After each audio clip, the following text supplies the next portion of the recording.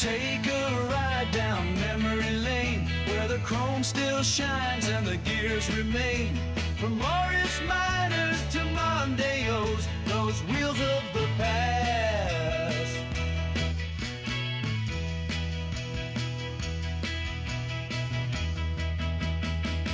We had one of those, oh yes we did. From Sunday drive to trips as kids.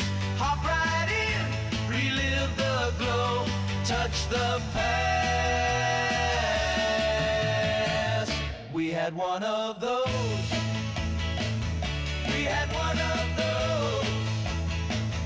We had one of those. We had one of those. Welcome to the National Motor Museum. Yes, we're at Beaulieu, and I'm going to reintroduce you to 10 wonderful old friends, and I'm pretty sure you won't have seen them for a long, long time.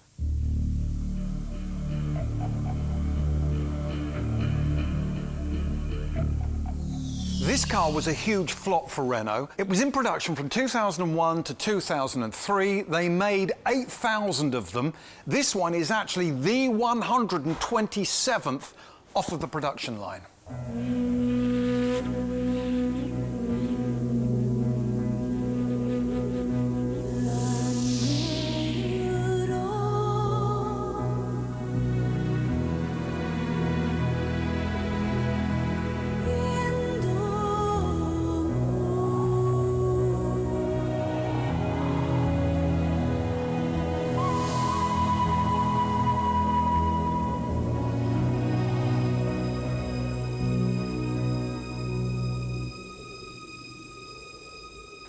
Ta-da! When this car came out, I hated the look of it. I now absolutely love it. I think, Patrick, this car was way, way, way ahead of its time. I think it probably was, and actually, in a feature that we call "We Had One of Those," reality is you probably didn't have one of these, because Renault built 8,000 of them in 4 years, and it's probably one of the least successful cars of all time. But what it builds on is actually a development of the same family, the same technology as the Renault Espace. And as we know, the people carrier, the MPV, has actually been one of the biggest selling genres of car over the last 3 or 4 decades. This feels special. This feels like I'm piloting Stingray or something like that. I feel that this car can go underwater and fly. It's just got that futuristic Jetson style about it. And Avantime, if you translate that, it kind of works out as ahead of time. So maybe Renault knew what they were doing with this. Maybe it was just too far ahead of its time. Well, Renault marketed this as a Grand Tourer, and I think traditionally we think of a Grand Tourer as being a sporting model, a convertible, or a coupé of some description. But when you look at the amount of space in this for the driver, for the passenger in the rear, actually you can imagine doing a long journey in a car like this in a considerable amount of comfort. Yes, if you were cruising southern France on a summer holiday in this, and you've got these windows. Look at all the space you've got.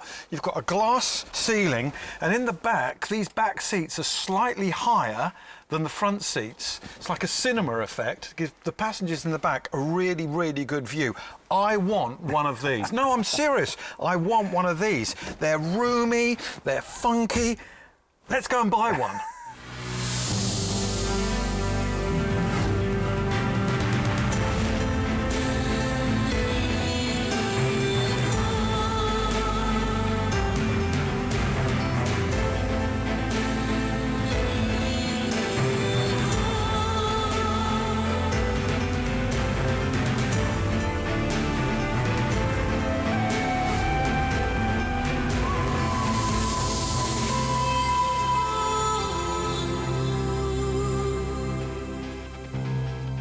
The Renault Avantime. Now look at this. It's got doors like the Batmobile.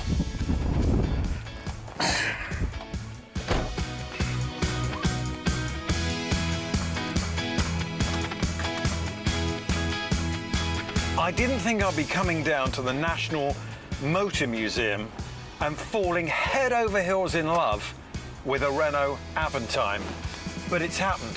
It was actually love at first sight.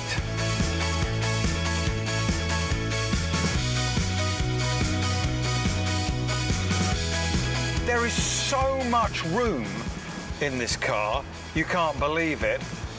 The pillarless windows give you so much fresh air.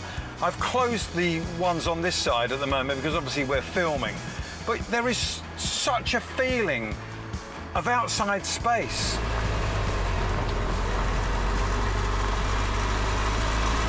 Double panoramic roof and just an absolute joy to drive. Rolling down the road, it's a car so fine. In my Renault Avantime, it's the perfect ride.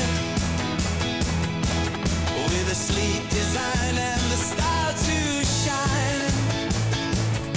This car's got the look, it's one of a kind.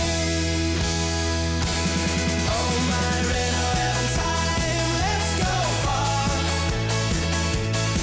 From the city lights to where the stars are. Now, when this particular car was brand new in 2002, I walked into a Renault showroom and I bought a brand new Renault Scenic. It was, I thought, just the right car for us, me, my wife and our 3 children. The boys were small at the time and it seemed to be the perfect family car. But you know what? After driving this, the future was staring me right in the face and somehow I missed it.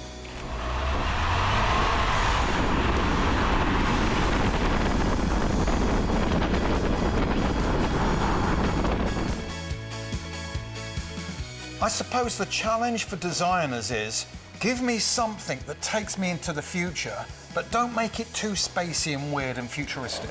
Yeah, you can't be too far out. Ford learnt that with the Ford Sierra. There's a little bit too much of aerodynamics and a jelly mould styling at the time, which is why Vauxhall did so well with the Cavalier.